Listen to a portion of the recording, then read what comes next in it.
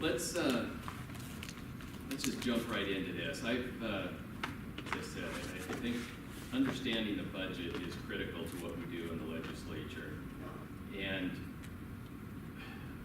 to be perfectly honest with you, I'm still learning things about it after 3 full sessions at the beginning of our 4th that I didn't know the year before. So it's that reason that I think it's always important to try to give it at least an introduction of our budget process and framework. If I still am trying to grasp it, I'm assuming that many others are as well. And it helps to understand this, because what you'll hear throughout the session is the legislature, again, is not adequately funding education or protecting the environment, cleaning up our air, whatever it is. Everyone's got their pet project, their priority, and a lot of that is established before the session even begins, those public expectations, when the governor puts out a proposed budget in December. Now, constitutionally, the governor has no authority to create a budget. His budget is a recommendation, and it's as much a political mechanism as it is a recommendation to the legislature. It's easy for the governor to prepare the budget and to promote a high level of spending on certain things that he knows are going to be the target of attention in the media and other public interest groups, because he has no responsibility to fulfill that budget, to actually fund it and implement it. And so that's left to us. Once the expectation has been set, we have, as a legislature, have a constitutional mandate to balance the budget, to present a balanced budget, to pass a balanced budget every year. We can't borrow money to fund a deficit. We can only spend what we bring in, and there's never enough money to go around to satisfy everyone. So I just want you to know, before the session even starts, we're not going to do a good job in somebody's eyes, in many people's eyes. We could have done better had we shifted money from one place to another. But it's not as easy to do because of the constitutional and legal mandates on our different sources of revenue and where they need to go. So as I mentioned, this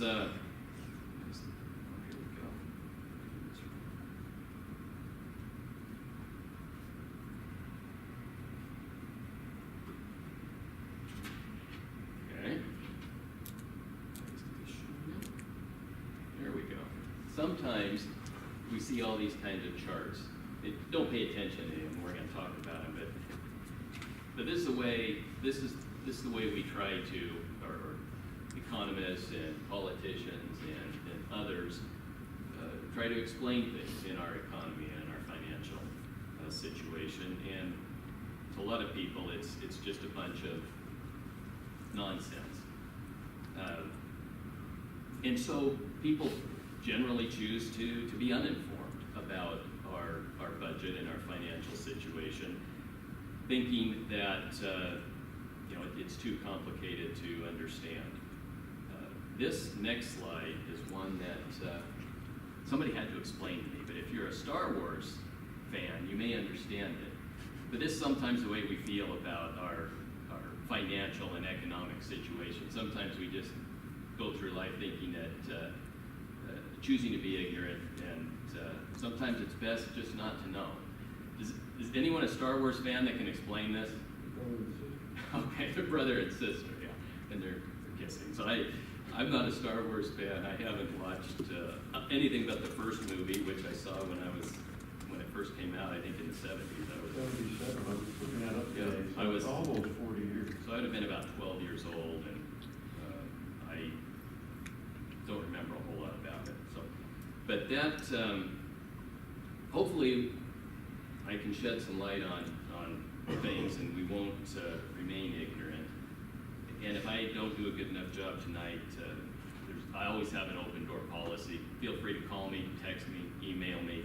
I'll try to answer any questions that I can. So this is just a little bit of background information at Utah demographics. This is important because it does play a role in our revenue stream. These different generations, because each generation saves and spends their money differently. And that results in, or that has an impact on the amount of revenue the state receives. Just give you a quick overview of the sort of the different sources of revenue.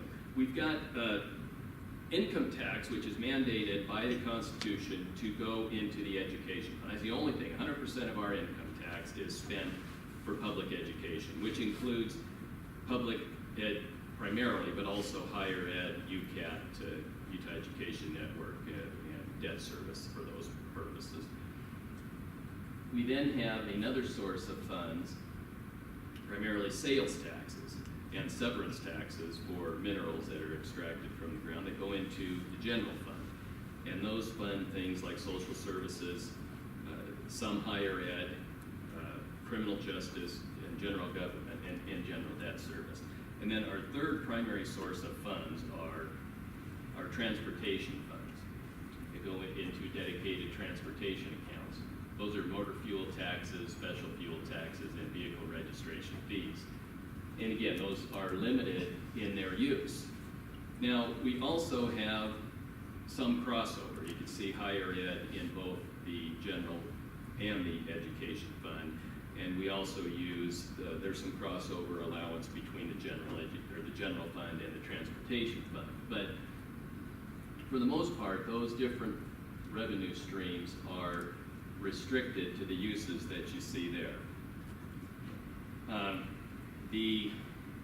So let's take a look at where we are revenue-wise for 2015-2016 fiscal year. And this is sort of divided in those same three columns.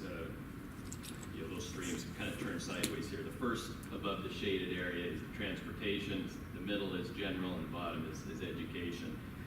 And you can see how we're up in some areas and down in others. You would expect with the price of oil over the past year that in those areas we would be down.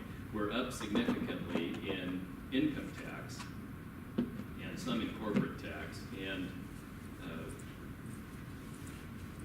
but overall we do have a small surplus that we can spend this year. A little bit more on Utah, some of the dynamics that we're facing.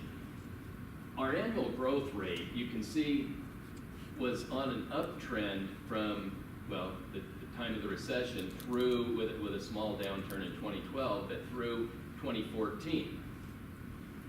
The red columns, the red bars, represent a decreasing growth rate. We're still growing in employment and wages, but at a smaller pace this year than last year, and smaller last year than the year before.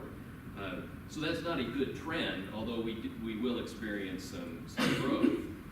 It's something that we have to be conscious of when we're increasing funding for ongoing programs, because if the trend continues, then that recurring allocation or appropriation that we make may not have the funds to fund it. One other statistic here, similar trend in housing starts. That's always sort of a good indication of your particularly in Utah, it's always been a good indication of our economic stability. Again, we're seeing a decrease in housing starts, and we're actually expecting a decrease, so not just a declining increase, but an actual decrease. Where do you get these stats from? These come from the state. The state our Office of Legislative, Financial, or Fiscal Auditors. So, and these aren't numbers I put together. I wouldn't even know where to begin with these, but it's numbers that, these are the actual numbers and figures that we use as a legislature to finalize the budget. So, and their projections have been very accurate over the years. Are they publicly available? They, yeah, the state budget and the state financial reports are all public, and you can access them online. I wish I was prepared to give you that address. I don't know, but if you go on to the state website and just search for a bit, I'm sure you'll stumble across them. Why are there two charts there? If it was housing starts one, housing starts for one. There's and housing starts for another. the text is very faint here.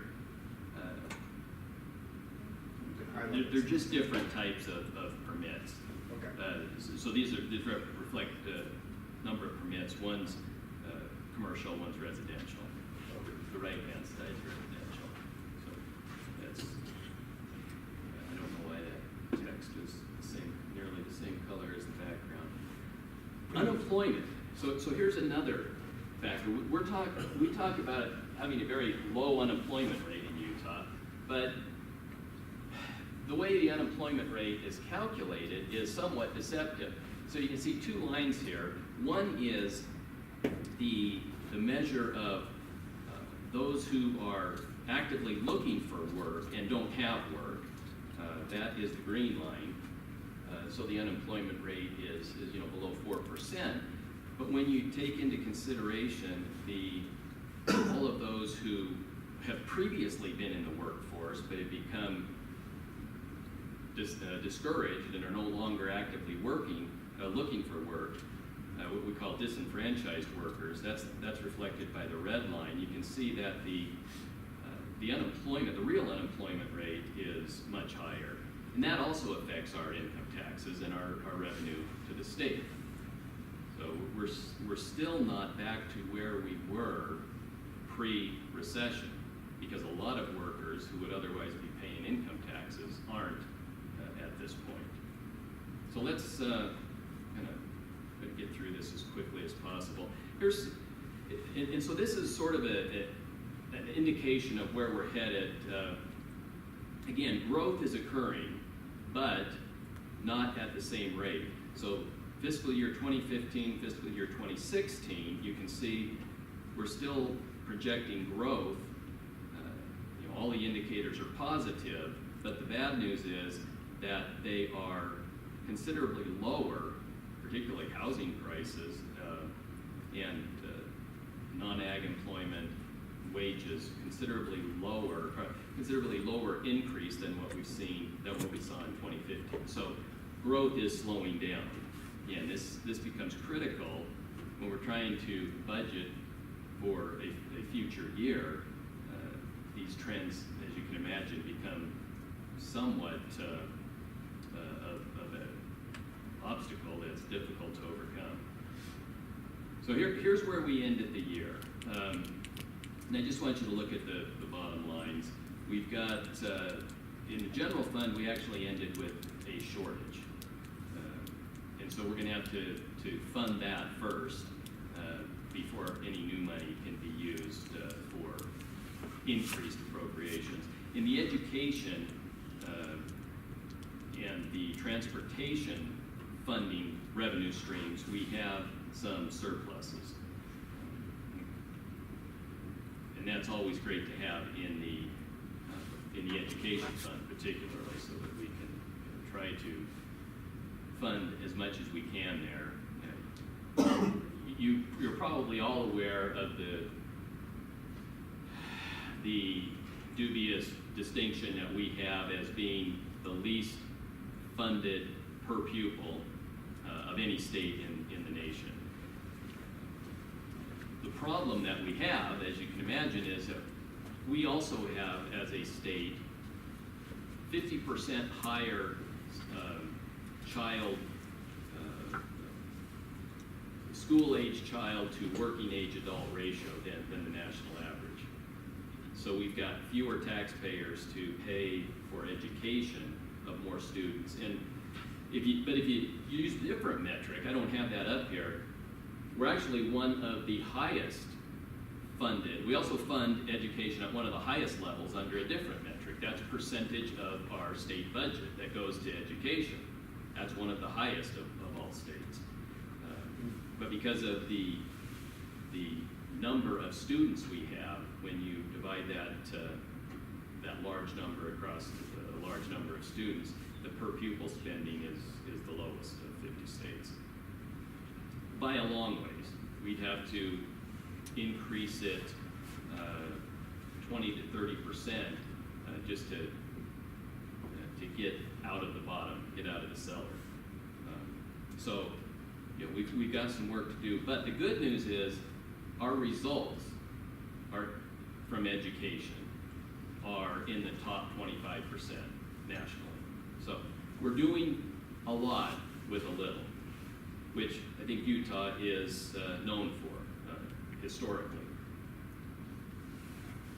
Let me move through this. I can see we're already behind one. Here's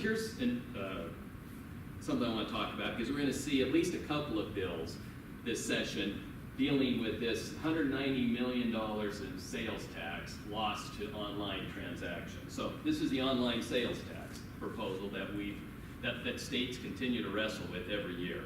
We have for the last, well, the 3 cycles I've been there, we've dealt with it every year. Never really advanced too far, but it's always been an issue that we've discussed.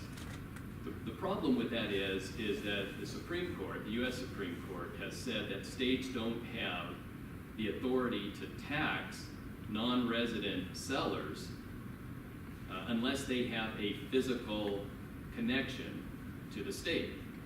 So if they have a building there, if they have an office or some sort of physical presence, then we can tax, we can require them to collect sales tax on the transactions of Utah residents. So states have been creative in trying to get around that. We've got a couple proposals that are I've heard are coming before the legislature this year.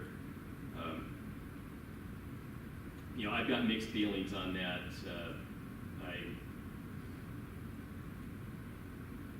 And I'm not convinced that we need to try to place that burden on non-resident companies.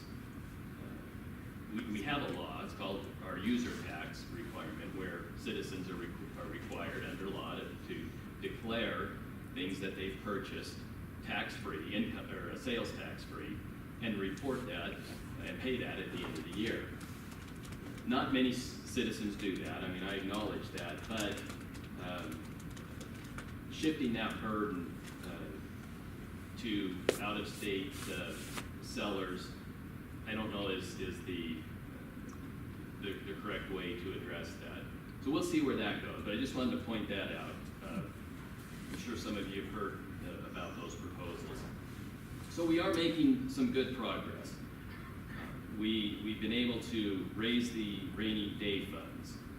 We've been able to fund capital improvements, $111 million. This was all last year, you know, we were able to do. Paid off $331 million in general obligation debt. So we've done some good things there, but there's still much to do. Let me talk about this, these sources of funds again, because this is important. When we show that we have and when you hear reported that we have surpluses at the end of the year, there are certain demands that people come up with, certain expectations. Well, let's fund education.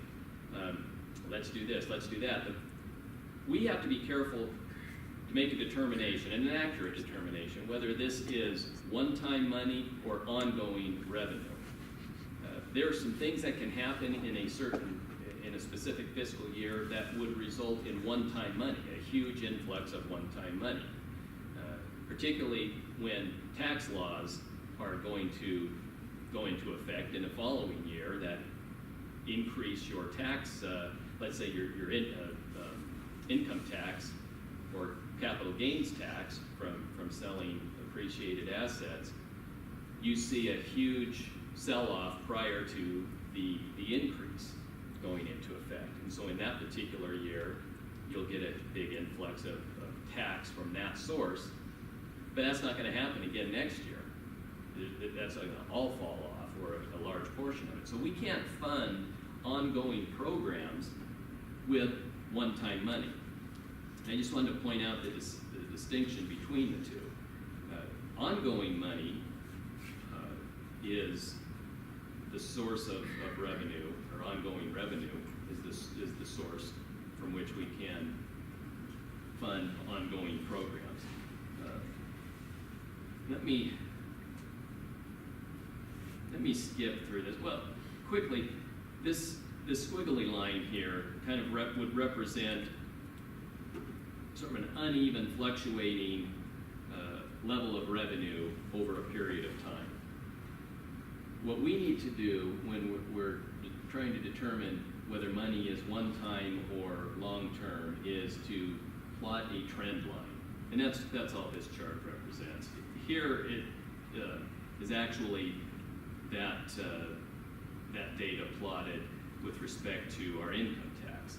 And so you can see over time, you see the years on the bottom, the green line is the actual revenue we've received each year. The orange, I guess, line that is the trend line. So when we have this type of a bump, we treat that as one-time money. We don't put that into programs that require ongoing funding at that level, because what happens, inevitably, you get into this period. Well, now all of a sudden, you wouldn't be able to fund those programs because your actual revenue is below the trend line. So these are all factors and considerations that we have to deal with when we're trying to put together a budget.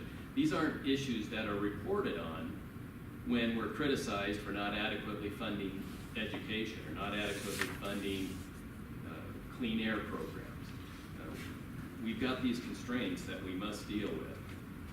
This is another example on sales tax. You can see how that's even more volatile, and we try to fund ongoing programs consistent with the trend line as opposed to the actual revenue. So when you go into the legislative session next week, does everyone start with the same? We can spend up to this trend line amount of money? Yeah, Those buckets, is that a well-known fact? Or is that it is. We're given the numbers that we have to spend, and then we need to figure out where that goes. And for the most part, we don't do zero-based budgeting, which I think we should. We just don't have time in a 45-day session. So most of last year's budget, assuming we've got more money this year, just gets adopted with some changes, minimal changes, only where significant problems have been detected, because we don't have time to go through in a 45-day session, go through it with a fine-tooth comb and try to find those inefficiencies. So unfortunately, a lot of these inefficiencies that are in the budget just keep getting passed on year after year until they become significant enough that they become obvious, that they become discovered. And so we're dealing with the new money primarily. How are we going to allocate the new money, and is it one-time money or is it ongoing money?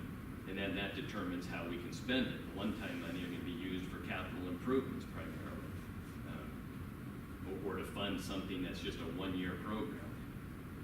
We can't use that money for education, or we get into a problem like this. If you look at, and we get into these problems anyhow, just dealing with the ongoing money when we have these recessions, these economic downturns.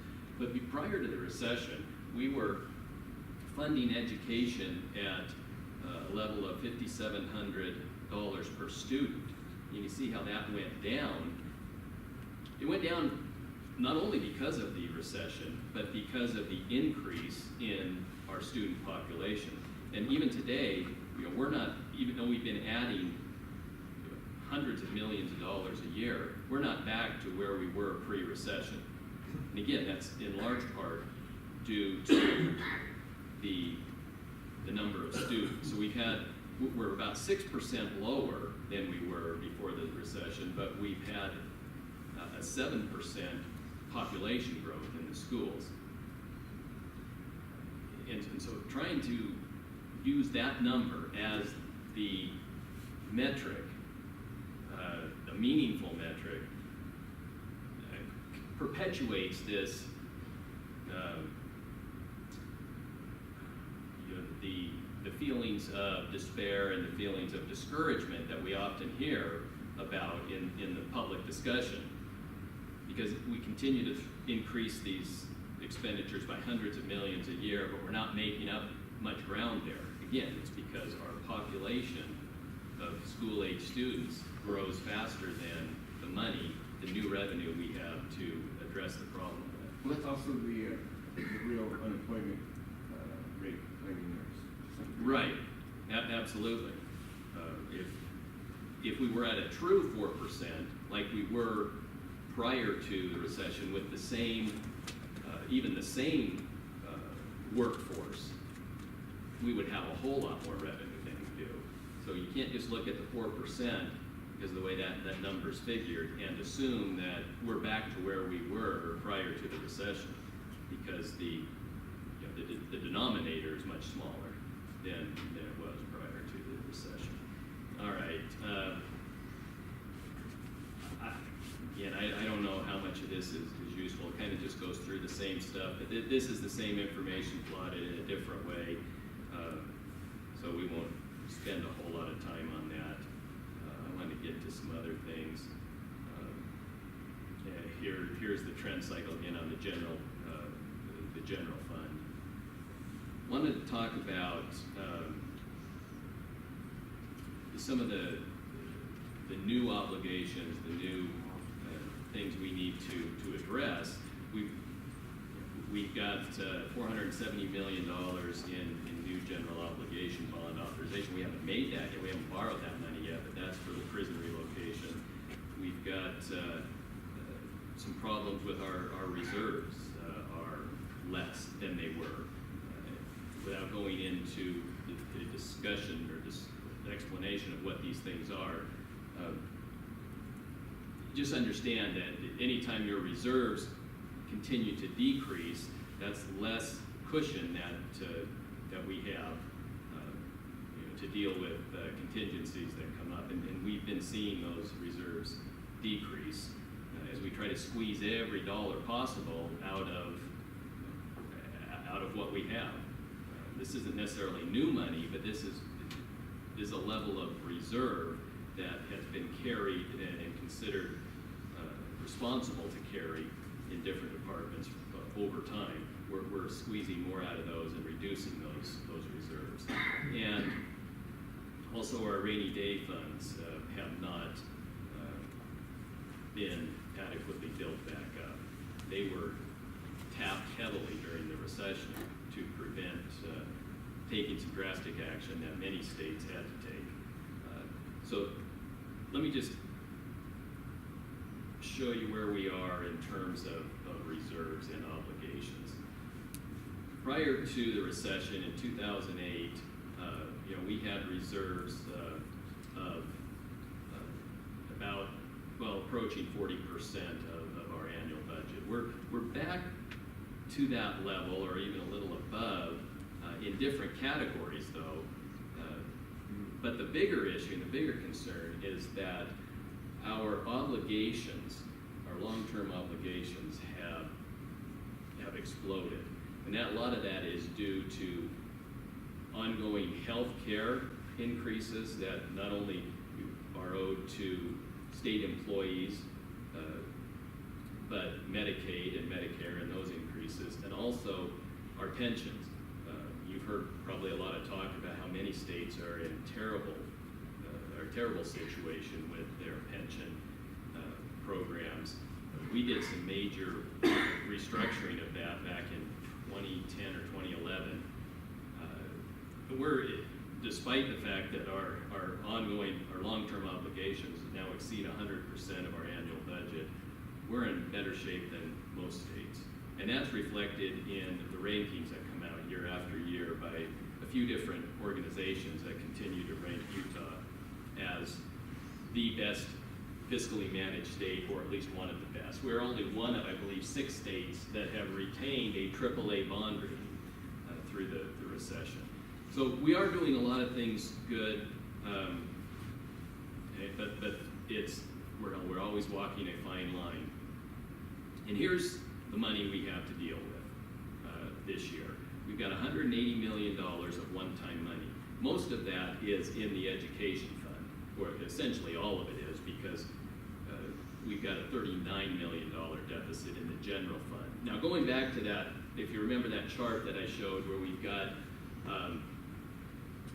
we had the 3 columns of revenue, and then there was some crossover. The way we make up this this general fund deficit is to actually pull back some of the money, because you remember higher education was funded from both general fund and the education fund.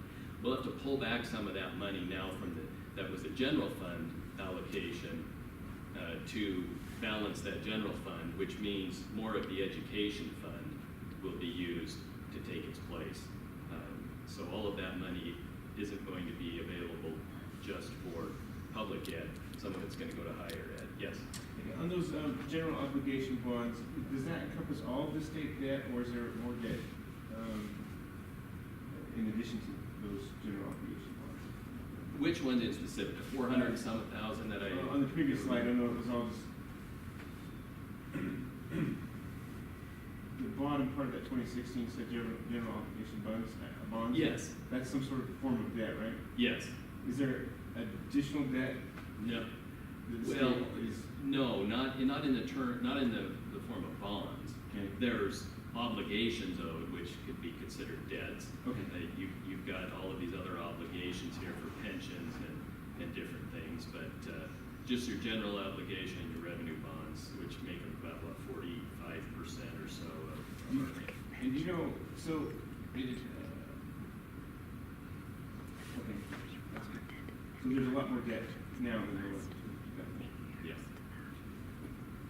There were some large surpluses in the years prior to 2008, and a lot of the capital improvements were just made using those surpluses. Throughout the recession, there were no surpluses. There were still improvements that we needed to do, and so those were bonded for. So that's why you see that increase. So this is really where we are. 180 million one-time funds. All of that's going to be spent for education, and we've got a net 327 million in ongoing money. Again, most of that in education, very little in general fund. And so you'll see, Is that again, including trust lands? no, this doesn't include the revenue from the trust lands. That's distributed under another program and directly to the schools. Just So making that's, sure you didn't want to. no, that's not part of these numbers. All right. So that's the job we have ahead of us. I'm not asking for any type of sympathy when we start getting hammered by the press and others. I'm just asking for understanding. And if you have questions, please call me or anyone else. Try to get some clarification. We are trying to do the best job we can in the limited time we have with the limited resources we have. And not everyone's going to agree on the allocations, but there's a lot of competing demands. Yes? So one of the visuals you had up, you showed that it was 500 per child spending, 5,700. but that's per household. That's per student, per pupil. For the taxing, No, that's not taxing. That's the amount of That's state including expenditure. federal funds also? That includes all state expenditures. Doesn't include local funding. if you talk to Alpine School District, I think they're gonna tell you they spend somewhere around, what, 8,500 or something per student. That includes the 5,700 from the state. I think it's 62. It's some number above that, right, above 5,700. So there's a local funding component that's not part of the state budget. All right? So that brings us to the end of that discussion. I wanted to talk a little bit about some of the things I'm working on, and then by 7:30, just open it up to Q&A. First, I wanted to make sure everyone's aware of our legislative website. It's a very powerful and useful tool. It's at le.utah.gov. And if you go there, this is the home page, you'll see. And of course, this isn't live because I don't have internet here, but there's a lot of things you can do here. All of the committee hearings, all of the floor debate and votes are recorded. Committee meetings are just audio, but everything that happens on the floor is video as well. And you can go there and watch it live.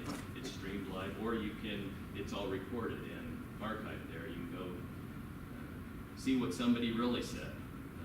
If they're being accused of saying something they didn't say, or you just don't believe what they're telling you they said, you think they did something different or voted a different way, all of that is public information, and you can easily access it. There's a calendar here to show you what's happening every day, the schedule every day at the legislature. But over here, this on the left column, this tab here for bills is a place you can go to find a bill you can search it by numerous different criteria. Let me just walk you through that. So if you click on that and go to the bill search, select bill search on the pop-up window, will take you to this page. You can search it by, well, not only the 2016 general session, all the way back. You can go back years and years and years and look at bills that were passed or at least considered in previous years. All of the audio and video archives are still available for that. You can search by the senator sponsoring it, the representative sponsoring it, the subject matter, or by the committee. Select the one you want, click over here on Find, and it'll bring up. So if you click on mine, I've already got that plugged in here, and you click on Find, you'll, let me go back. I'll come back to that. It'll pop up a window that looks like that, and it'll show for this session, here are the bills that have been made public, that are already completed and numbered, that I'm sponsoring. I'll come back to that in a minute. I want to talk about each of them briefly and answer any questions. But one of the other things to do is, so if you select one of those bills, it'll come up to this page. Here's some other great tools. Right over here where it says bill tracking, you can click on this, enter your email, and you will receive notifications anytime there's any action taken on that bill. So that's another way to keep informed about what's going on. So if you've got an issue that you want to follow this session, find it here, click on the tracking, and you'll know when it's going to committee. You'll know when there was a vote on it, and you can access all that information. Ed? So you would know not only when a change has been made, but also when something's scheduled to address certain portions of the bill. It's not just notifying you after the fact. You can use it to then track and know when something's coming up. That's right. When it's placed on an agenda for a future meeting, it notifies you. Okay.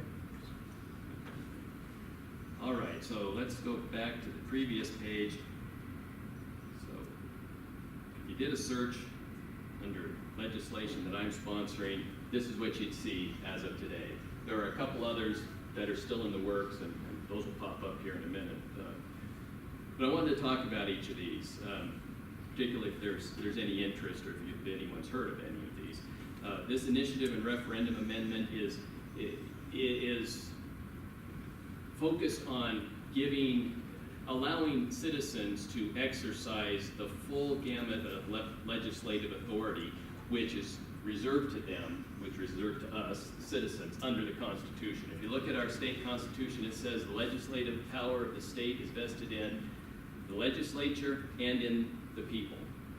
Our state Supreme Court has determined that that means they're equal, that collectively the people can do anything the legislature can do, and vice versa. One doesn't have a greater legislative power than the other. Supreme Court has also said that the legislature may not pass laws that restrict that legislative authority of the people. Again, if they're both equal, it wouldn't make sense. One wouldn't have the power to limit the authority of the other. But we've seen that in Utah. There are many legislative actions, particularly at the local level, that affect people the most, that are off limits by statute to the people's legislative power. Anything done in a school district is not subject to the people's initiative or referendum authority. Anything done in any political subdivision of the state other than a city or a county currently is off limits to the people by statutory dictate, not by the Constitution. So it runs contrary to what our Constitution says and what our state Supreme Court, how our state Supreme Court has defined that. This bill will balance that authority again and give to the people, through the initiative and referendum process, the authority to address anything, any matter that the legislature can address through legislation.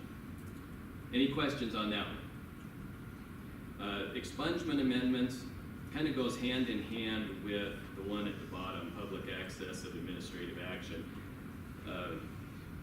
So I'll just kind of describe both together. Currently, when you have a criminal conviction, that record is semi-public, quasi-public. The average citizen can't jump on the internet and access the court's records and see what your criminal background is. There are mechanisms to do that. There are subscription services that attorneys and others can subscribe to and be able to do those types of criminal record searches. But the average, there is no easy access for the general public, even though we consider those generally public records. They're somewhat limited. With our administrative records, anything dealing with an administrative disciplinary action that you may have had from the state, particularly if you're a licensed teacher, if you're a licensed doctor, if you're a licensed cosmetologist, those disciplinary records are public. There's a easily accessible website that anyone can get on. There's no credentials required. There's no gatekeeping. You want to go there, get on it, put somebody's name in, you can see all their dirty laundry. Now, to a certain extent, that there's potentially or likely a need for that. I don't dispute that.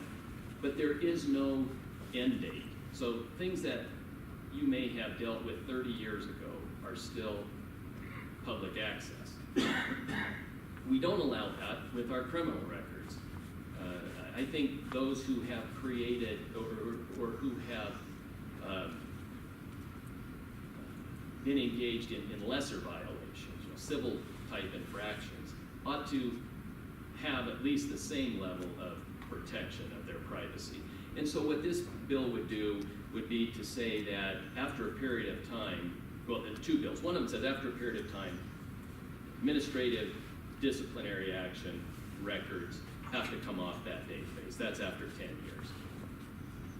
After 5 years, if you've met all of the criteria set forth in that action, paid your restitution and performed whatever other things were required of you in that disciplinary action order, you can petition to come off in as quick as 5 years. The other bill deals more with the expungement side of things, and there's often overlap between administrative disciplinary action, something that may start as an investigation and action by an administrative agency, they make a determination that the level of conduct passes the threshold of criminal conduct, and so it's referred for criminal prosecution. A criminal conviction can occur. Under our criminal expungement statute, there's a period of time, depending on the severity of the crime, where you can file a petition or an application for expungement, to have that criminal record expunged, meaning it's sealed, nobody can access it. But the problem is where you've also had that parallel civil action or that parallel administrative action, the statute doesn't currently require that those records be sealed. And so it's a back door to finding out about the criminal conviction that has been expunged. It's sort of a loophole in the code. So the other bill would address that. It says that when that criminal action is expunged, and I'm not changing that expungement process at all. That's a process that seems to be working fine. I think the time frames are appropriate there, but when a person has met that requirement and gets the expungement order, that the administrative agencies are now also going to be required to take those parallel records off from the public database so that it's no longer a backdoor to finding out about the criminal action. So any questions on that?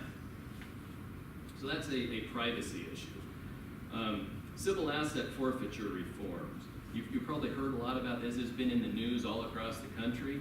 Many states have already reformed these procedures, but the asset forfeiture is a valuable tool for law enforcement and prosecutors in fighting crime, particularly organized crime, big dollar crime, drug cartels. But we've become too lax with these laws and have provided too many shortcuts.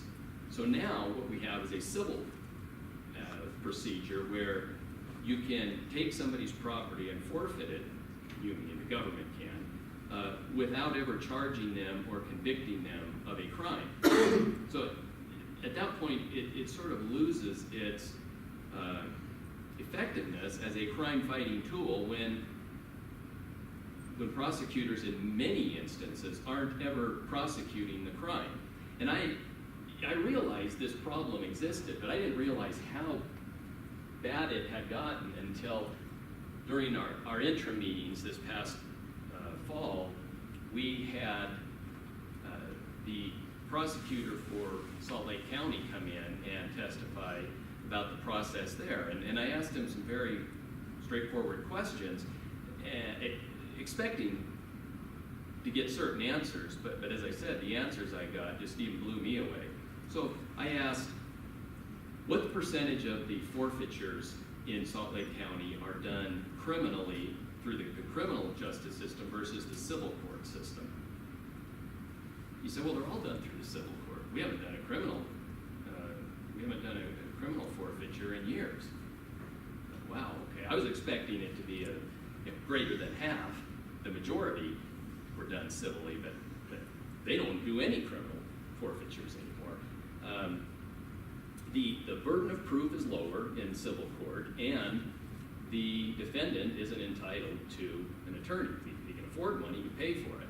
But here's the problem. Statewide, the average value of a forfeiture case is under $2,000. Again, that raises issues in my mind about, is this really a tool that's being used to fight organized crime, to go after drug cartels, when the values are that low? And so the next question I asked was, well, of those cases that are, the forfeiture cases you do through a civil court, what percentage are also, do you file criminal charges on and prosecute? And the answer was far fewer than half. So again, they're taking people's property through the civil process, but less than half the time are they actually filing criminal charges against the individuals and prosecuting them. again, how effective is this as a crime-fighting tool if we're not really going after the criminals? The next question was, okay, of those civil forfeiture actions, how many, what percent of the time do the defendants actually come in and defend and try to keep their property? Oh, very rarely. And the reason is because it's too costly. If you're talking about a $2,000 asset, to hire an attorney to go in and fight for that, you're going to be spending $8,000 or $10,000 at a minimum. So you prevail, you spend $8,000 or $10,000, you get $2,000 property back. You'd be far further ahead if you just forked out another $2,000 to replace the property and walked away. And that's the type of economic decision that people are making. And so this process has really gone too far the other way, and we are depriving people of of two constitutionally protected rights. One, the presumption of innocence. We don't even get to that issue really, because most times they're never charged with a crime. But their property is taken by force and by law because of an alleged crime. Second, due process. They're being deprived of due process. They don't get their day in court because the system is stacked against them. Now, many of these people may well be guilty of petty crimes. If that's the case, charge them and prosecute them. I have no issue with that. But government shouldn't be cutting corners and jeopardizing and violating our civil rights, our individual rights as citizens. So that's what that bill does. It will correct some of those trends that we've seen. It doesn't do away with civil asset forfeiture. It just tightens it up. So are you saying, to summarize then, so they're prosecutors and they're taking these assets because certain law enforcement agencies feel there has been a crime? Yes, that's the allegation. Okay. The problem is this. Anytime somebody has a large amount of cash, the allegation is that that's used for criminal conduct, or that's the results of criminal conduct. And when you have, anytime you have a large pile of cash, any law enforcement officer will tell you that the majority of dollar bills out there in circulation have some sort of drug residue on them. And when you pile a bunch of them together, that just increases the odds that some of those bills are going to have drug residue on them. They get a drug sniffing dog to alert to it, and all of a sudden they claim this is associated with drugs, we're seizing them. If it's $500 or $1,000, again, what incentive do you have to fight that? It's going to cost you more. So, does that answer the question? Okay. Private Attorney General doctrine is really sort of a novel. Well, it's not novel. We're the only state in the nation that statutorily prohibits the application of this doctrine. The doctrine is that says that where somebody, some citizen, pursues a legal action against the state or against a level of government, claiming that government has infringed upon the constitutional rights of the citizens, and they prevail, the rationale is that they have vindicated a widely held right or public interest, and therefore ought to be reimbursed for the cost of doing so, because the benefit extends far beyond just their own individual benefit. Again, there's another argument that says that that's really the job of the Attorney General, where there's some company out there, or there's some group out there that is violating the rights of others. The Attorney General steps in and brings an end to that, vindicating the rights of the public. But where it's the government doing the violation, the Attorney General is constitutionally required to defend the government. So if you bring an action against the government, saying that this law infringes and violates the public's right to due process, let's say, or violates their right to vote, or some, whatever think of whatever fundamental right you want, plug it into this example. The Attorney General defends the government, not the people. And so the work being done by the individual or the small group would be the type of action you would expect to see from the Attorney General's office, but for the fact that it's the government that is being sued. So this doctrine is an equitable and inherent doctrine, or inherent power of the court, of the judiciary, that in those rare circumstances where that criteria is met and the public at large is benefited from this action, the court can, not mandatory, but can award costs and fees to the prevailing plaintiff. We had an incident like this occur in 2009, and the legislature, in a reactionary moment, which we have far too many of, passed a statute that said courts can't do that anymore. We are the only state in the nation to statutorily prohibit that, and I don't think it's good public policy. I also think that it's a violation of separation of powers. If it is truly, as the Supreme Court has said, an inherent power of the judiciary, we as the legislature don't have the authority, unless that authority is specifically granted in the Constitution. We don't have the authority to limit the inherent power of the judiciary. So this bill would just undo that and reverse the action that was taken in 2009. So that's the extent of that. Any questions there? Yes. Yeah. It seems to me that, if some property's been seized.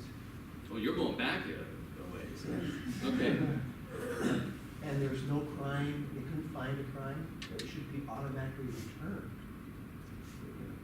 But it's not. Yeah, I think most people would agree with that statement. The problem with civil asset forfeiture is they're never required to look for a crime. It's a completely separate, they make the allegation, and based on the allegation, they filed a suit in civil court, and the vast majority of the time they win on default because it's too costly to go in and try to recover even a $5,000 asset. It's going to cost you more than that in attorney's fees, and you don't get to recover those because the rule in civil court is absent a statute that specifically authorizes recovery of fees or a contract that allows it, that each side pays its own fees. And so you can spend $10,000 to recover two. That's not a good investment. You're better off to walk away, and that's what happens. And unfortunately, for whatever reason, either because the prosecutor determines that doesn't have the evidence to get a conviction in criminal court, or they feel that, well, we got the value of the property, that's good enough. We're not going to worry about the petty crime. It's not worth prosecuting. Whatever the justification is, I don't think it's good. The prosecutor's job is to prosecute crime. If people are committing crime, charge them, convict them, and punish them. But don't use it as a guise to get into civil court just to collect assets, and which then come back to the agency or the law enforcement departments. So they're actually generating revenue for themselves that way. So there's some problems with that, and if we don't put some constraints on it, even though we aren't experiencing the type of problems here in Utah that we've seen, in the national media across the country, the framework is there where those things could happen. There was an example in Pennsylvania, I believe, where a hotel owner had his hotel seized and put through the forfeiture process because one of his long-term tenants was dealing drugs out of one of the rooms. This guy, knew nothing about it, claimed to know nothing about it. They never proved he knew anything about it, but there was criminal activity occurring on the property. And so innocent owners lose their property that way too. My bill also beefs up the protection for innocent owners to prevent those types of things. Credit to our, what credit is due, and I think there's some due to our law enforcement and prosecutors, and we haven't seen those types of abuses. We still have seen some minor abuses, and it's better to nip it in the bud now than to get to that point. So, and then the last couple I want to talk about have to do with employment relationships, non-compete agreement amendments. Everyone know what a non-compete is? You go get a job and they say, condition of this job, we're going to hire you, you have to sign this non-compete so you won't learn our inside secrets and go work for someone else. We're not touching that. This bill deals with a scenario where somebody has been working for an employer for a number of years. By all accounts, they're a good employee. They've got merit raises all along, and at some point, for whatever reason, the employer comes to them and says, your continued employment is conditioned now upon signing this non-compete agreement. So what this bill says is that absent any new consideration, that type of non-compete agreement would not be enforceable. So if the employer is giving the employee a raise or is giving them a promotion, and this is a condition of that, that's fine. Because what we've seen, and again, it's limited abuses, but it's, to the people that were caught up in it, it's not limited. It's their whole life. It's their whole world that's come crumbling down. We've seen, particularly in the high-tech industry, where there's a lot of people with very valuable and unique skills, programmers and others, stuff that I don't even begin to comprehend. There's instances where a company has known that they have to have some layoffs, that they're going to be facing some workforce rollback because they've lost a contract or they didn't get a contract they were expecting, or whatever the case is. And they'll take some of these key employees, these uniquely skilled employees, and say to them, present them with a non-compete. They've been working there 8 years and never had one, but now they're presented with this one. They sign it because they're told their continued employment is dependent on it. And within 2 weeks, they're laid off. Now they can't go work for a competitor in this highly competitive industry because of the non-compete. So again, this bill will say in instances like that, where somebody is required to sign one after the employment relationship has been established, and they are immediately terminated thereafter, that will be unenforceable. Those are the only two types of changes we're making to this. I believe in the free market. I believe in people's right to contract however they want. But in those limited situations, I mean, you could make a very strong argument that when you're presented that option, either sign this or we'll have to consider letting you go. I mean, that is, I think that rises to the level, or at least very close to a level of duress. And your blood pressure goes up, you start panicking, I can't lose my job now, so you sign the thing, only to be terminated 2 weeks later because the company knew they were going to have to terminate some employees, and they didn't want those employees to go work for the competitor. So again, very limited scenario, but there have been enough instances reported to us, to the state, that we need to deal with it. Yes? So does your bill put a specific time frame after that non-compete would be issued that it wouldn't be enforceable? 1 year, if they're terminated within 1 year after signing it without cause. So that still leaves a lot of discretion. I mean, if the person steals from the company or violates company policy, they can be terminated the next day, and the non-compete would still be enforceable.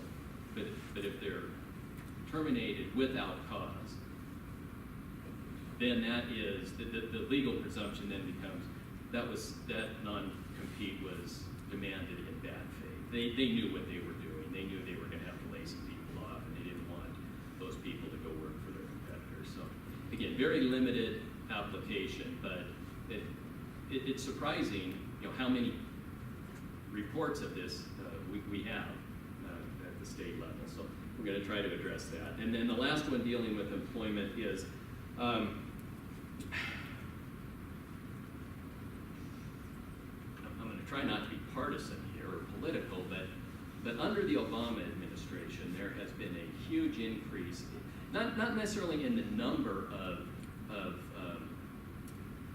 administrative rules or executive orders, but certainly in their scope. they have been more far-reaching than just about any prior president. So much so that they're being challenged by the states, and regularly the states are winning.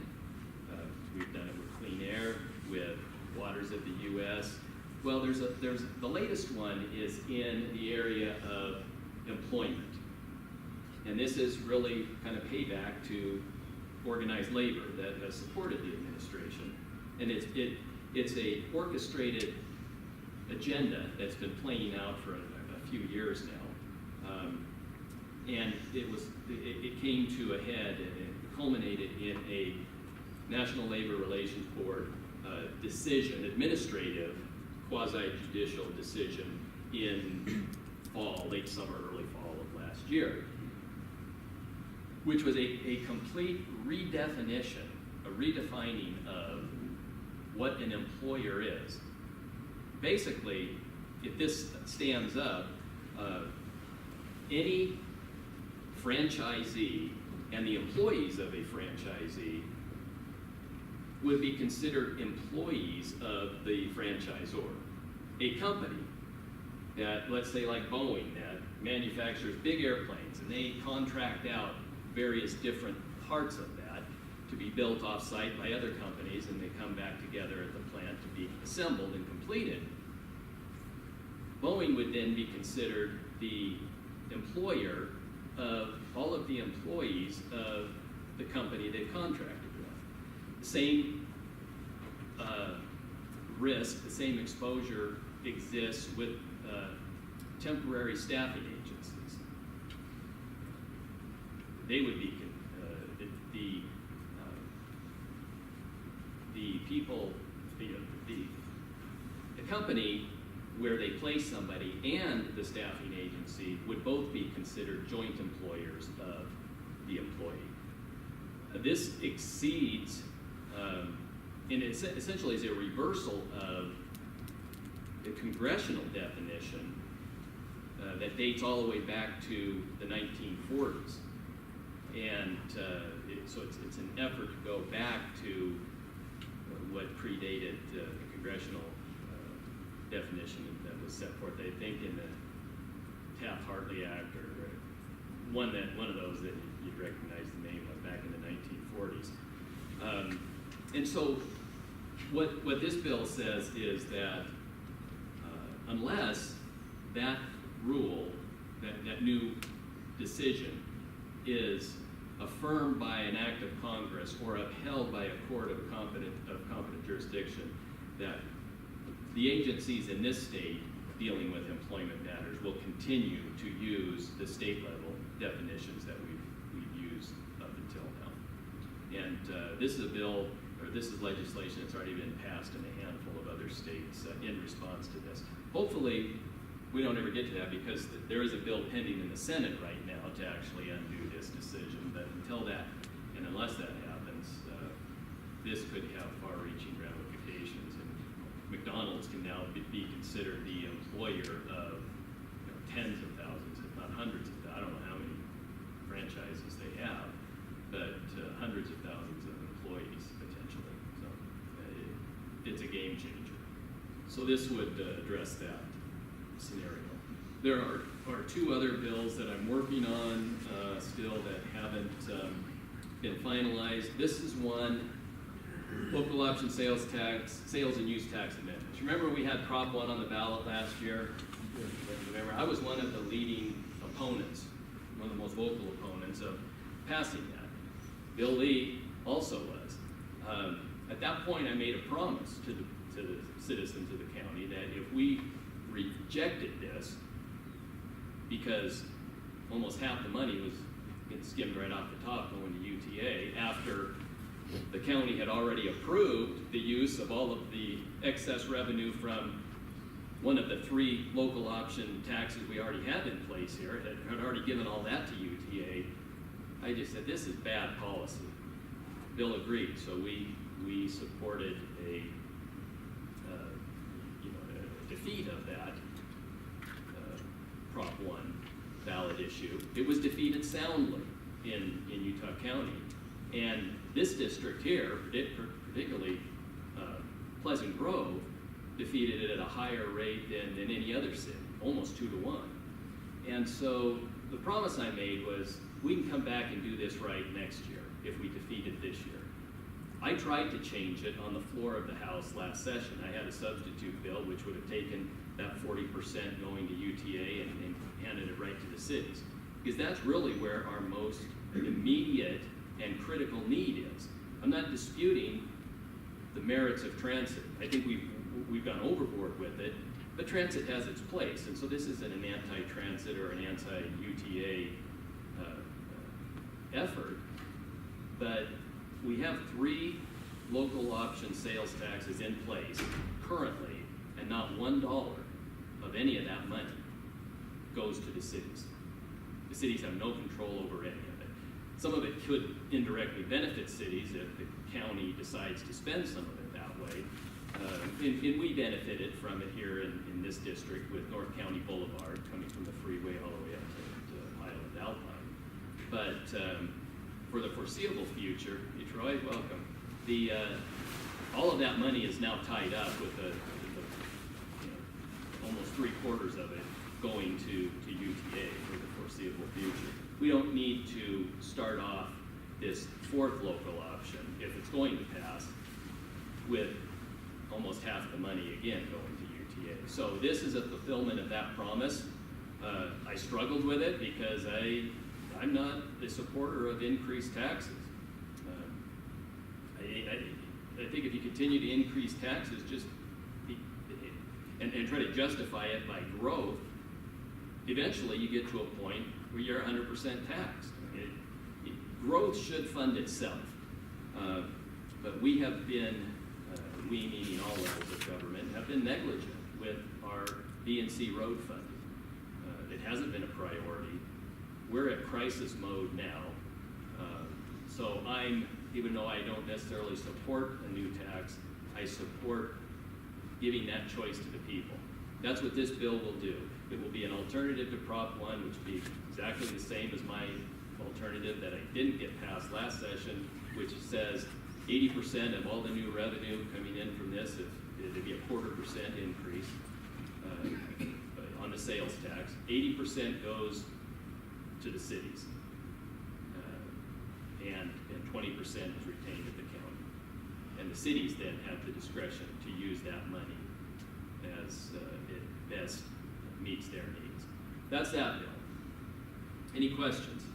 Would it still be passed on the county level? Yes, it would still go on the ballot. And there's no guarantee that the county commissioners would elect to put this one on the ballot. They may come back next year and try to put the last one on the ballot. But right now, there's no way for the city of Pleasant Grove to do this. No, there isn't. The cities have been given zero authority or discretion in this area. This tries to, at least it's a start to try to level that playing field. There's still a long ways to go. Brian, with Pleasant Grove Boulevard, when they put the water features in, I was looking at it, and I was like, wow, we live in a desert, but we're gonna put some water on this I-15 entrance. And those have been off for years now. Yeah. And so there's a lot of additional expense Right. in that. Did the city want that, or was that part of the mandate to get the money to make it Yeah, so I don't know. costs? I don't know what the city's role in that. Ben, do you have any idea? I know that predates you too. Yeah, that predates my term Okay. on the service of the council. I'm not sure the details, but I can look into it. That's a question. Yeah. Isn't there a occasion we are supposed to take water from PG and we're running? Yeah, and these are things we do when government has too much money available to it. We get extravagant, and then we don't.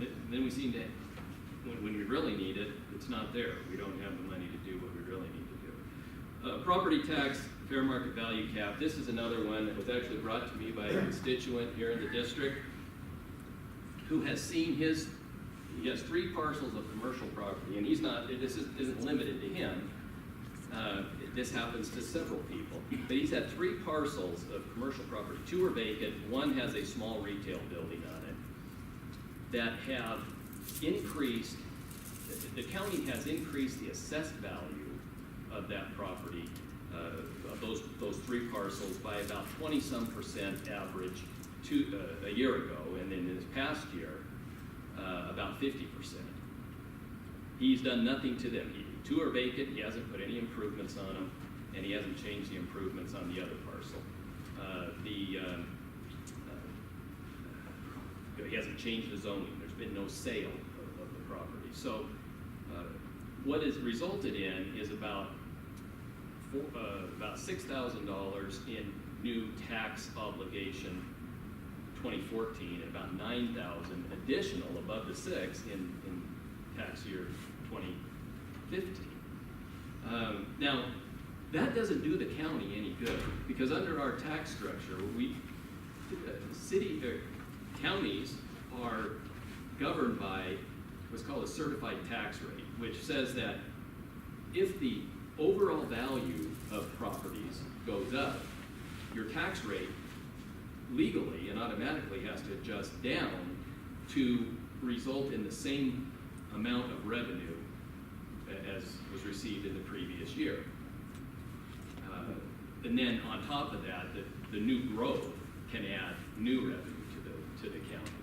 But they only get new revenue from the new growth. So when vacant land is developed, that value then, that increased value can result in additional revenue to the city, but not from the existing development within the county.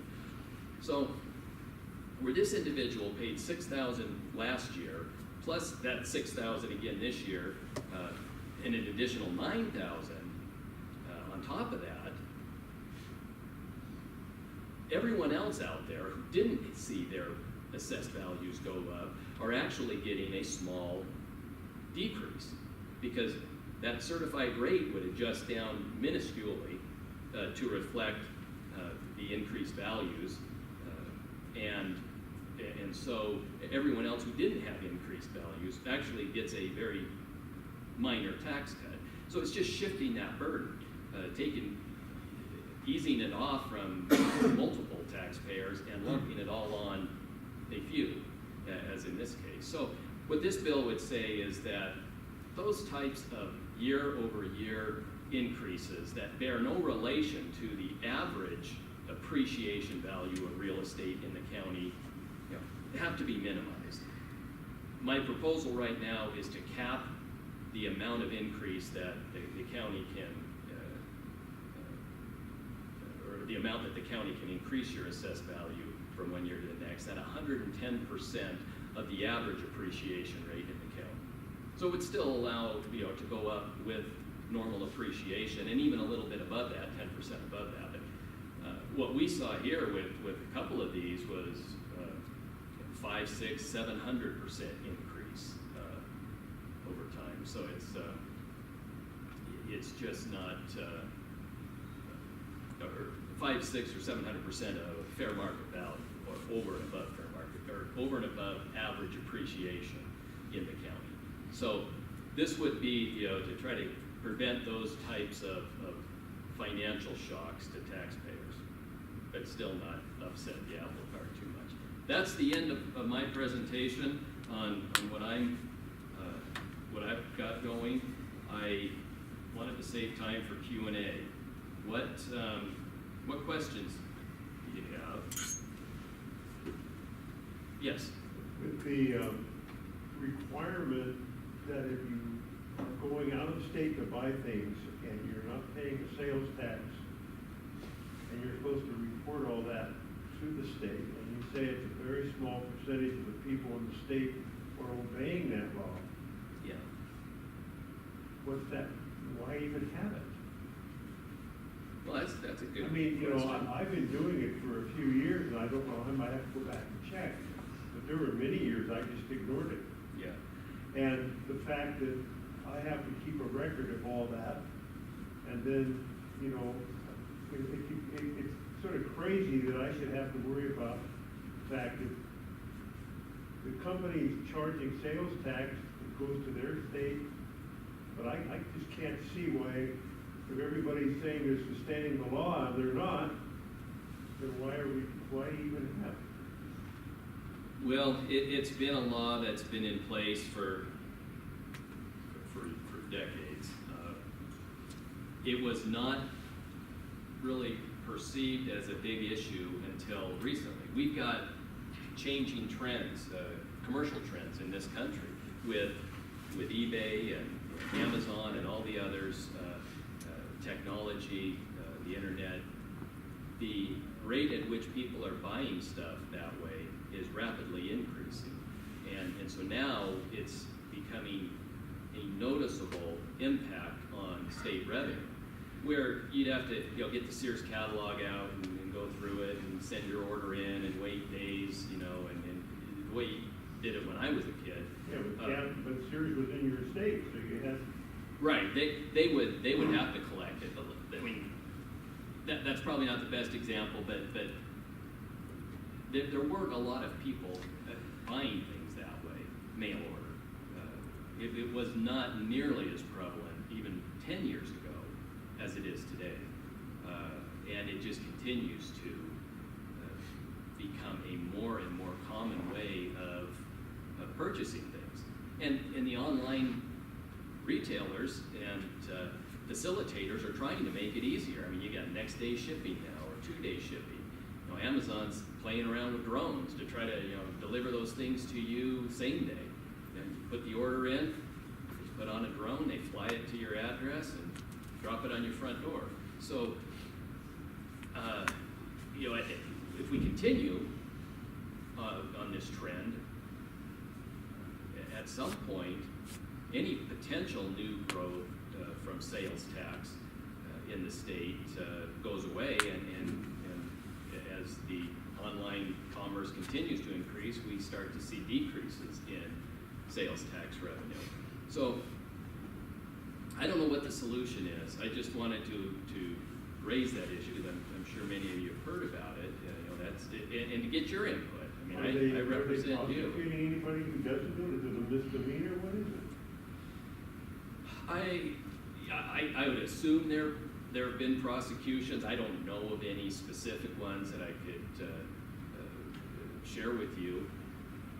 But it is tax evasion. It is the same as not paying your income tax or underreporting that. Well, So it does have reporting it on your consequences. income tax, so. Yeah, but Semi-unenforceable. yeah, it's difficult to enforce. So the states all across the country are struggling with this, how to deal with it. And what are your thoughts? I mean, anyone want to share? Well, it's not enforced, and it's just a tax on honesty, really. Yeah. And why would we want to do that? Well, so That what's the discourages solution? If we honesty. don't have the sale or the use tax requirement, we get rid of Get that. rid of it. Do we replace it with the online sales tax? Yeah, I like the idea of less tax. Well, I do too. So which services are you giving There's plenty. There's a few I would like to. Anyone else have Isn't there, Brian, a Thought. threshold amount that you don't have to report? Like if it's under a certain amount of online sales, some sort of threshold, de minimis amount, or? I don't think there are. No, you go- I think that some of the proposals that we're seeing at the state level for requiring out-of-state sellers to collect tax and submit it here for purchases made by Utah residents. But is it going We've to talked state? about minimum thresholds there so unless they're doing 100,000 or $1 million or more, whatever. I mean, we've heard different thresholds of sales to Utah residents. They don't have to comply, but yeah. The other issue is actually a fairness issue. Where the brick and mortar in the state have a higher threshold that they have to meet. I mean, they get money taken away from them, whereas the online people don't. Well, and I've even seen like on Amazon, you'll see the price is like $2 more on Amazon than say Target, because Target, you're automatically gonna add, 8% or whatever. Yeah. So Amazon totally takes advantage of that. Yeah, I They mean, know it they is a add different 8% business of their model. profit. In theory, people can change from an online or from a brick and mortar to an online, and we'll see that. Well, We have seen that. But I couldn't, because I live in the state. So I couldn't sell to anyone in the state online and take advantage of that, whereas, But nobody can. right, but, Yeah. from outside, so, I mean, what you're doing is you're forcing me to take my business out of the state, I mean, theoretically. And there's just, you know, crazy things like that it also does that are weird. And I've heard those arguments. I don't know how convinced I am by them, because what you don't pay in sales tax, you generally pay in shipping, unless you're also getting free shipping. But, you know, sometimes that's an incentive. They are completely different business models, and you know, this is a problem, an issue that no state has been able to come up with an adequate solution for. So we continue to look at it. Because you almost have to replace your revenue through a different mechanism other than sales tax. And that's been looked at as well. So there are changing times require government to adapt. The problem with government is government's never been accused of being nimble. You just don't move quick. What are the states that, like Oregon and others, don't have the sales tax? That's not an issue for them. It's not an issue with them. And so, you know, they're not really concerned about it because they're not collecting sales tax anyhow. So, you know, Texas, North Dakota, Oregon, there's about 8 or 10 states, I think, that don't have a sales tax. So it's a different, I mean, it's not a concern for them. They've got other concerns. Bill? The GRI bill approved last year. For those who don't know the acronym, Justice Reinvestment Act, it was a criminal justice reform. It was a very comprehensive bill, part of which included moving the prison so that we could change, or so that we could create a different physical environment that would be conducive to a lot of these program changes that were involved as well. The question comes in, the counties are looking to do an implementation on that, and they're really nervous about it because the funding mechanism for that was supposed to be the expansion of Medicaid. So that now, with that being in limbo, there's a lot of concern about funding mandates. I was just wondering what your thoughts were on how counties are going to be able to support this in a way that would be useful. I don't think anybody disagrees with the concept of what they're trying to go after there. But again, you look at that price tag and think, well, that's pretty heavy. It is, and you're right, a lot of the drug treatment was expected to be funded by Medicaid expansion. There's still a lot of new money available for treatment just through the parts of Obamacare that have it. There's more mental health and drug rehabilitation requirements in those plans. But that does create a challenge. I think, though, that the challenge can really be addressed just through a difference in the way we treat or deal with drug offenders. In that it's much less expensive to treat them for their addiction than to incarcerate them. We spend about $35,000 per year for incarceration. You get a whole lot of treatment for drug problems with half that amount of money. And so I think counties are going to have to start looking at alternatives to incarceration. Brian, what you just said, there's a couple of good articles out where different sheriff departments and municipalities are saying, they're saying we're not going to incarcerate ourselves out of the ditch. Yeah. And they have programs where if you just come and turn yourself in, we go straight to rehab. Right. There. And I was very impressed. I'll send you this. Okay, that'd be great. So again, it gets back to this question of how quickly can government adapt, and government always seems to be better able to adapt if you throw money at the problem. Where that's been the priority, the primary solution by which government tries to adapt to changing circumstances. And I hear what you're saying, that money isn't going to be there, so it doesn't surprise me that government is now feeling pressure and panic because of that. But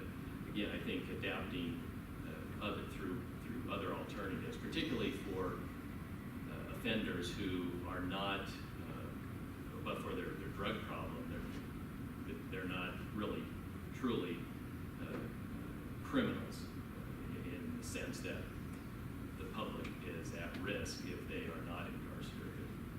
I think we go through, because the pre-screening is a great tool to use, but yet when we look again at the funding for it, we're going through this process of trying to understand and analyze how it can be used right. When they say 2.5 employees to do the pre-screening for Utah County, it's just not reasonable when we have a 24-hour-a-day jail, all year going on, and now we're becoming a hub.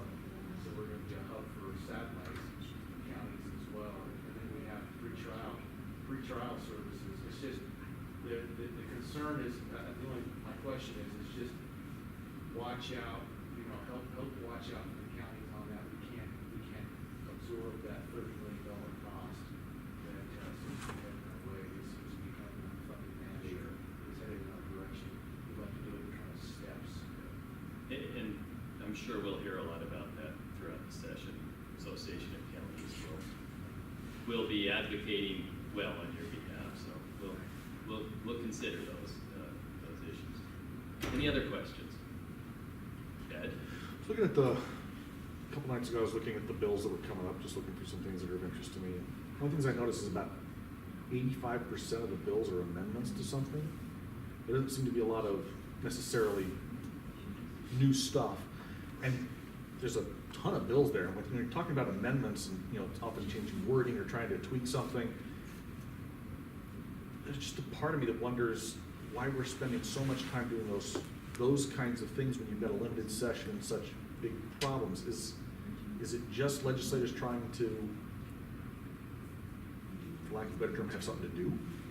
Or what's your perception of, when you look at it just at that level, I didn't look at all of the bills, but I was like, holy smokes, 85% are tweaking something that's already existing.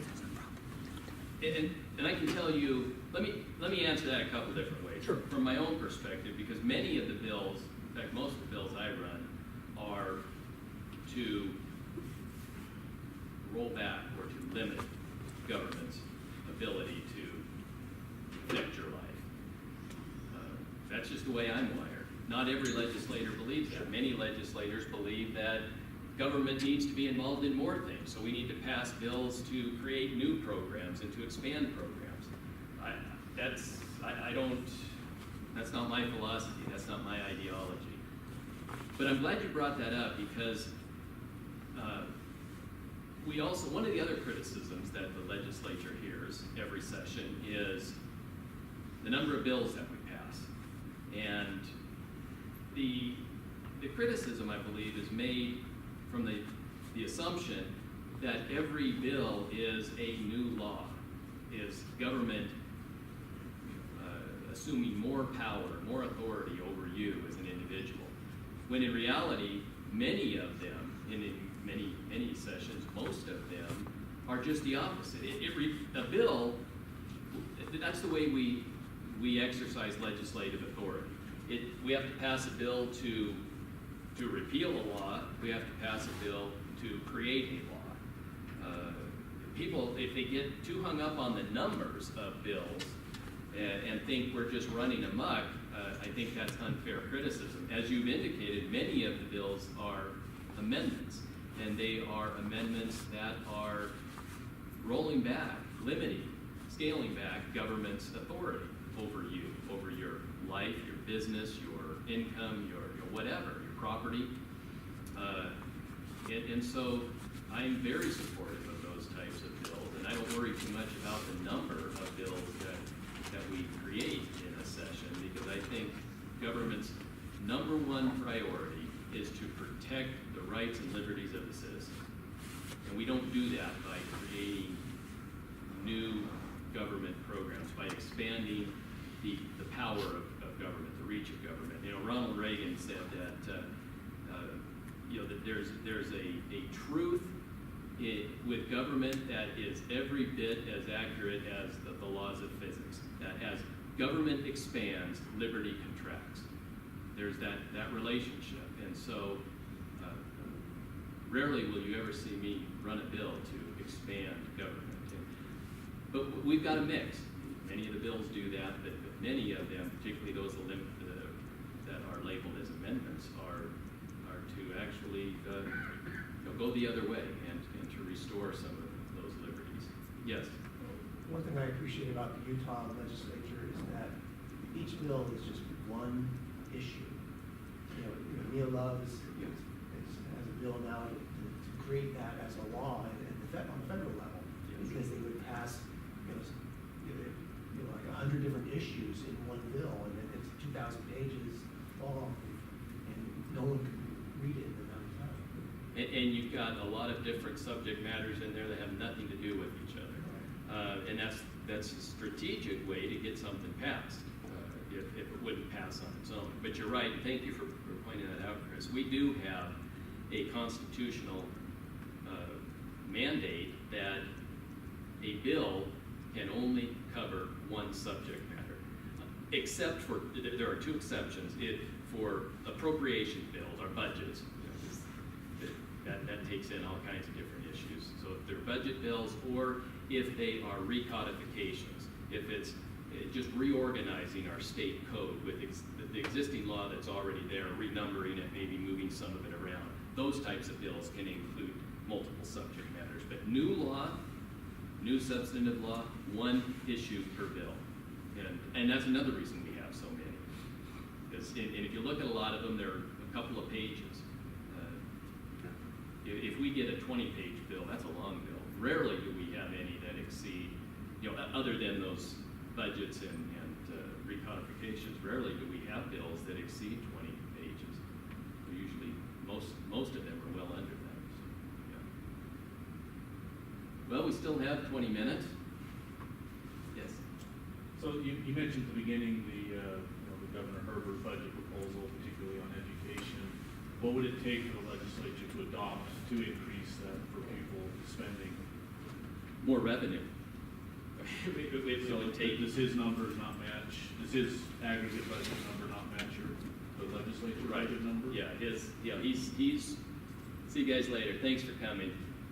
He's made too many promises to too many people, but he doesn't have to fund the budget. That's not his responsibility. He's not going to be held to that. We have to deal. We meaning the legislature have to deal with the actual dollars that we can justify, and we try to be conservative.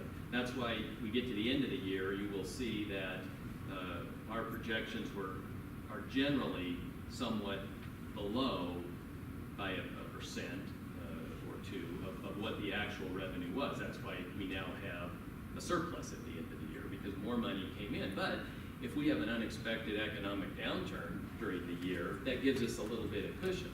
But we still collect that money and spend it after the fact. We allocate it in the next year.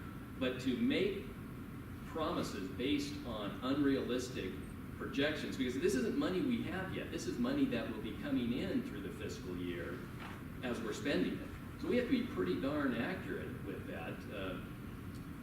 Or we set expectations too high. All of the agencies, all the branches of government go forward based on that budget, and then the money isn't there to fund it. I would rather be subject to the criticism that we are subject to on the front end than to be subject to the criticism that would come from that type of poor projecting and budgeting. So, yeah, the governor wants to believe that there's going to be more revenue than what our fiscal analysts are projecting. And we're not willing to gamble because we're the ones that are accountable for it. What do you think the reasonable increase could be then? For what? Education. For education, you're probably going to be looking at a 4% increase. Another thing I liked about his budget is that he gave local control. The districts were given the money with no string attached. Yes, and I'm a strong proponent of that. Not everyone in the legislature is. There's some there that want to micromanage and create new programs, create new pilot programs to, and we fund those with the money that would otherwise go to the WPU, and it sounds to me like you guys are familiar with education, so I'm sure you know what that means. But, you know, when we start funding all of these other pilot programs, first of all, we micromanage, and there are some educators or former educators in the legislature, but by and large, we're not. We're not the experts in those fields, in that field. And so we take away that local control, and we also reallocate money from what we would otherwise fund through the WPU, which does go to the schools, and they distribute it at their discretion, and we fund these pilot programs where the money has to be used for that specific purpose. So, yeah, I'm with you on that. I agree with the governor on that. I prefer having decisions made close to the people, as close to those who are affected as we possibly can in an efficient and responsible manner. There are some things that do need to be governed at the state level, but I don't believe micromanaging education falls into that category. So, I especially didn't like the $100 million technology bill that Howard Stevenson puts out every year with personally handpicked vendors of his own. well, I mean, it wasn't Howard Stevenson. I mean, he's done some of that. It was Speaker Lockhart a couple of years ago, and it was like a $300 million That's crazy. technology. You know, give every student a tablet. We've got that coming back again this year. It's limited. I think it's only 100 or 150 million this year. But again, I just say let the schools decide. Fund the money, give the money to the schools. That's why, and this gets right back to the first bill I talked about, the initiative and referendum.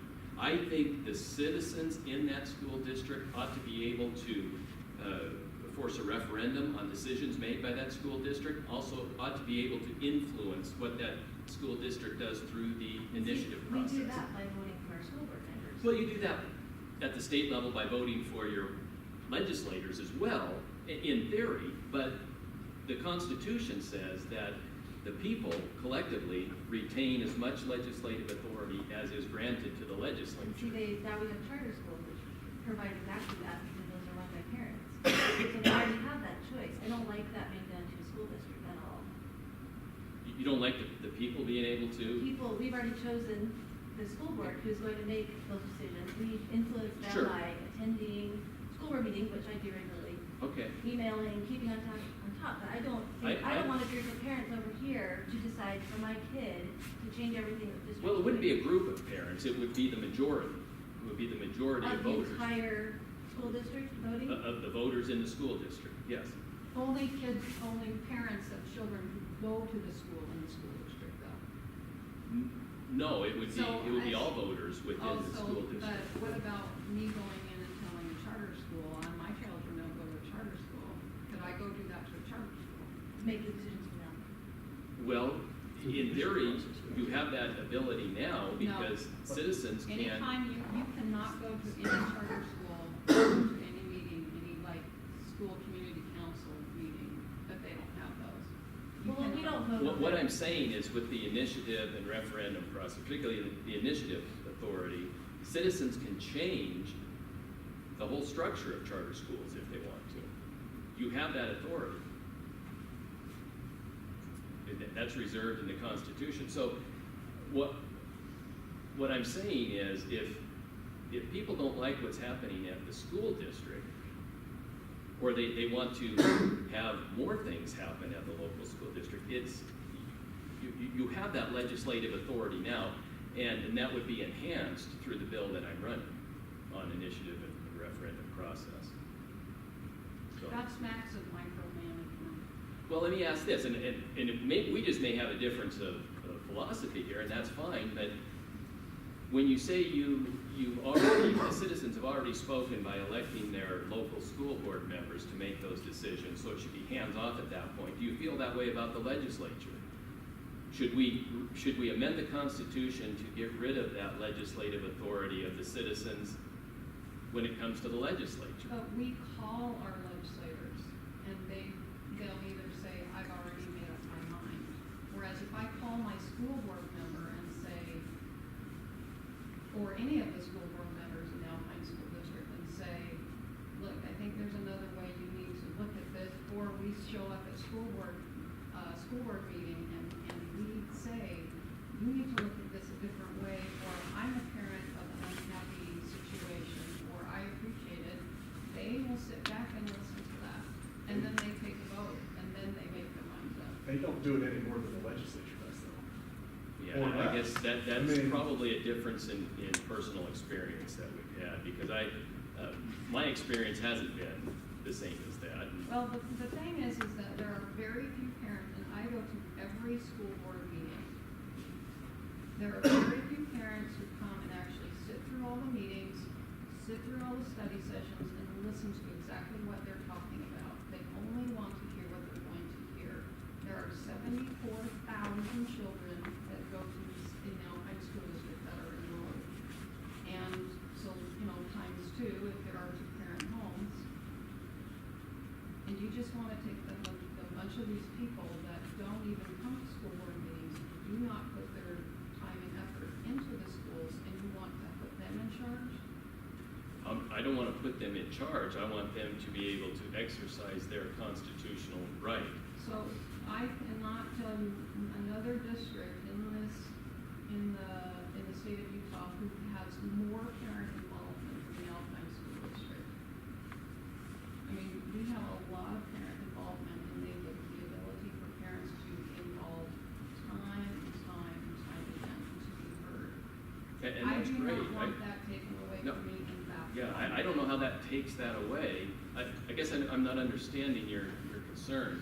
My concern is that so Chris Jolly, who does not attend any board meeting ever, ran for school board last time and lost by 55 points to a man who has worked in the school district and knows how it's run. And I will tell you, he does not always go with the majority, and he had read the Common Core, he had done all of his work, whereas Chris Jolly admittedly did not. And that would, if he had won, he would have won, and he would have been there making decisions for me, because John Burton is my school board member. Sure. And Chris Jolly doesn't know what the heck he's talking about. But if he had won, the people would have spoken. But again, my bill doesn't affect those issues. We're not talking about school board elections of candidates. This doesn't change that at all. So what's an example that you would use it for? A tax issue. The school district has taxing authority. That's legislative authority.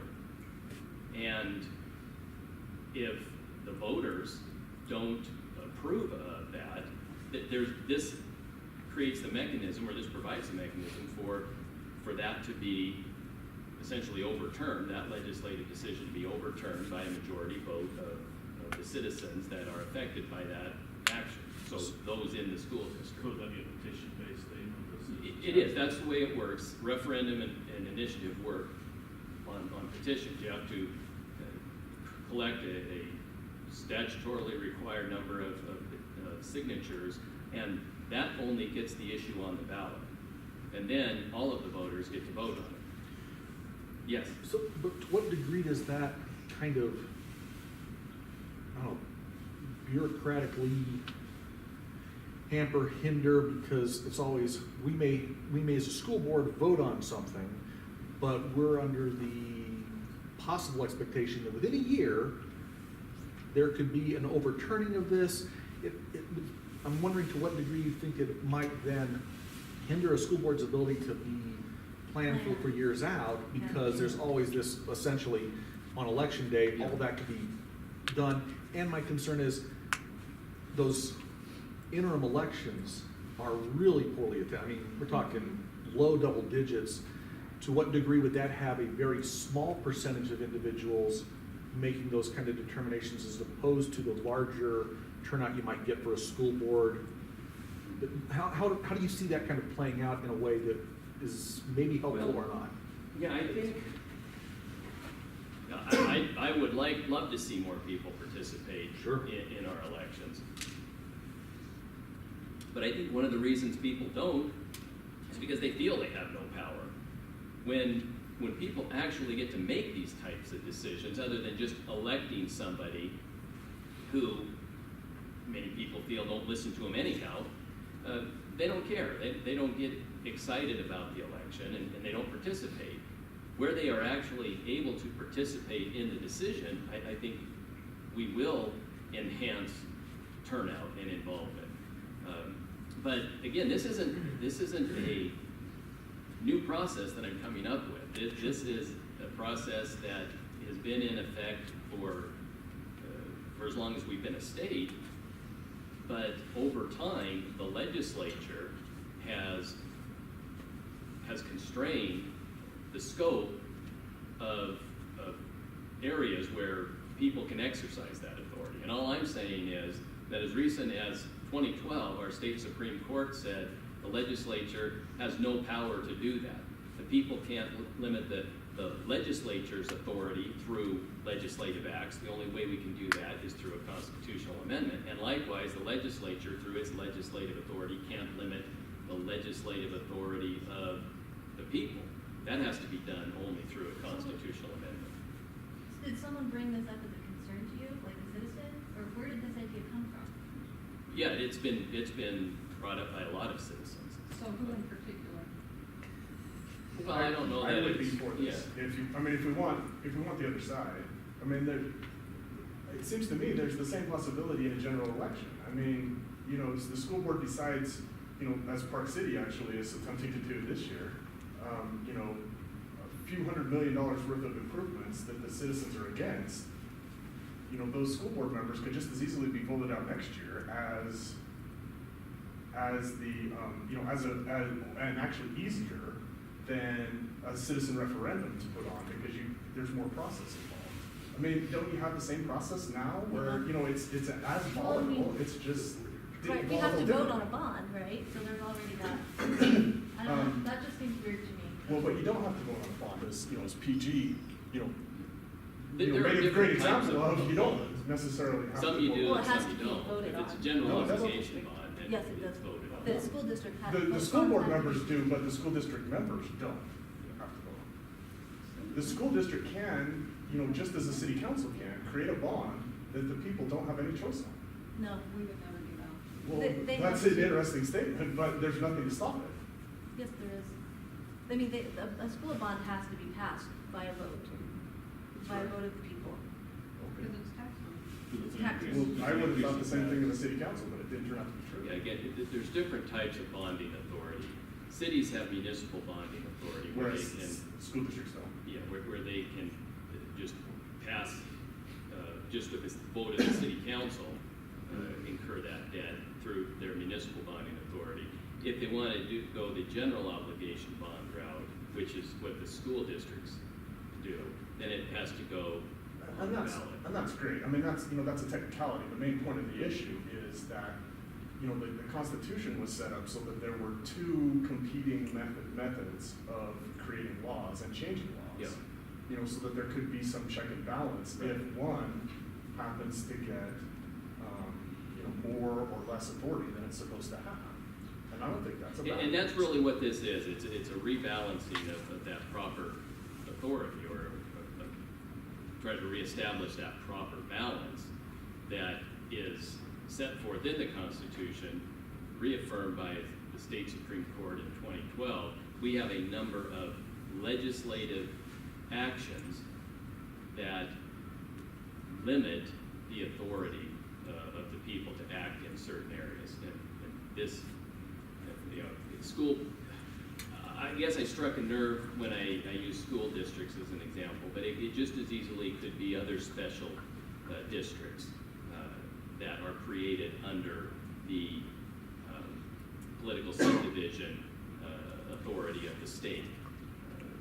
Those other political subdivisions currently are off limits to citizens.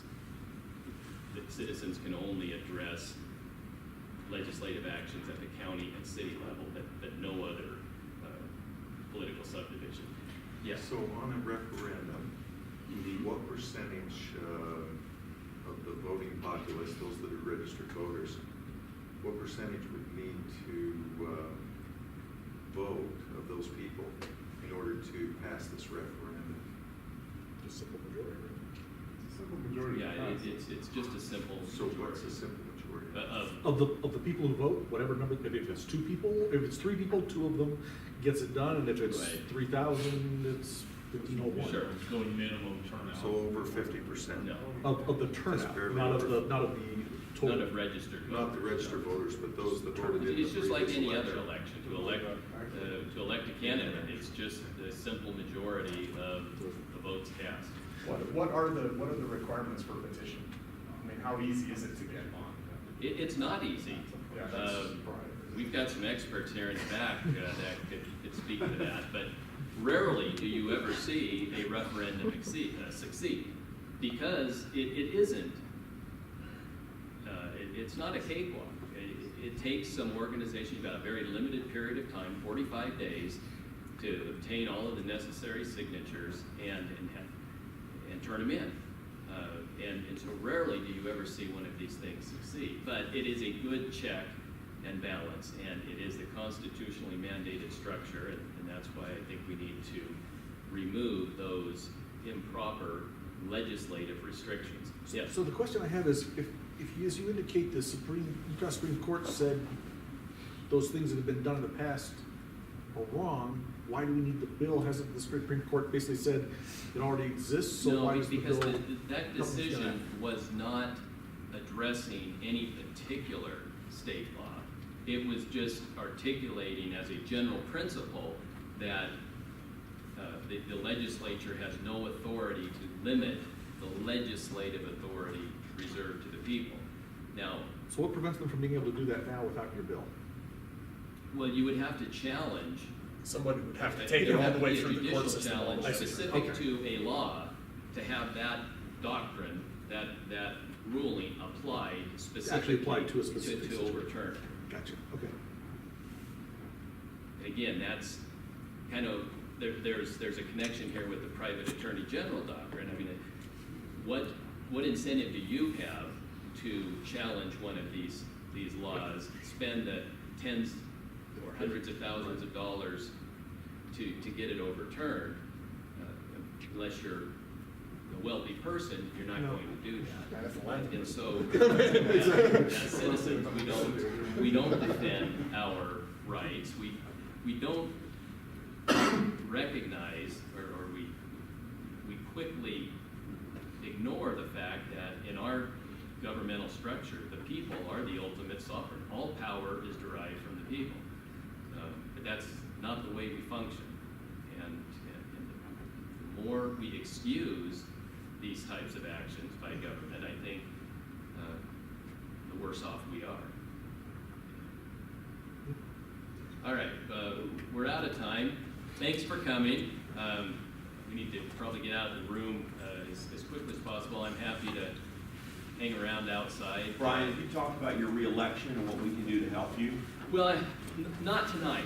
Okay. Because the agreement I had with the hospital, you can't have any politics going Can I on. talk about it? No, I can talk to you afterwards. I'm happy to do that, or anyone else. But in this public forum, Okay. it was purely just information, public service type meeting. So If you,